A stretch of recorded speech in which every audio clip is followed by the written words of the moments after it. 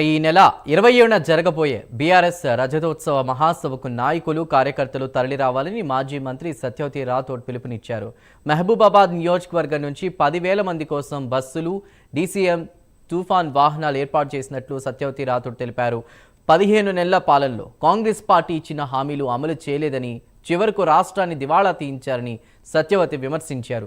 రానున్న రోజుల్లో BRS they అధికారమని మాజీ మంత్రి ధీమా వ్యక్తం చేశారు. తారీఖు జరగబోయే విజయోత్సవాలను జయప్రదం చేయాలి.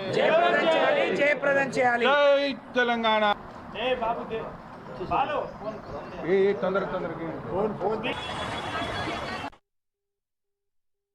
కాలంగా పార్టీ అధికారంలో కోల్పోయిన తర్వాత జరగబోయే అతిపెద్ద బహిరంగ సభ.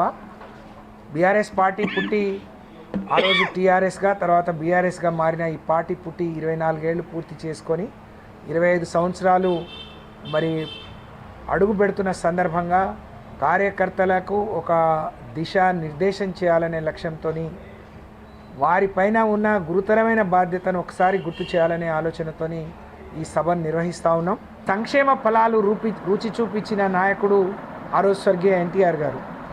సంక్షేమ ఫలాల రుచి చూపించిన నాయకుడు ఆ రోజు ఎన్టీఆర్ అయితే, సంక్షేమ ఫలాలను కడుపు నిండా పెట్టిన నాయకుడు కేసీఆర్.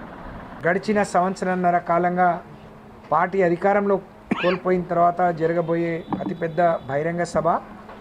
బీఆర్ఎస్ పార్టీ పుట్టి ఆ రోజు టీఆర్ఎస్గా, తర్వాత బీఆర్ఎస్గా మారిన ఈ పార్టీ పుట్టి 24 ఏళ్ళు పూర్తి చేసుకొని 25 సంవత్సరాలు మరి అడుగు పెడుతున్న సందర్భంగా కార్యకర్తలకు ఒక దిశ నిర్దేశం చేయాలనే లక్ష్యంతో వారిపైన ఉన్న గురుతరమైన బాధ్యతను ఒకసారి గుర్తు చేయాలనే ఆలోచనతో ఈ సభను నిర్వహిస్తూ ఉన్నాం.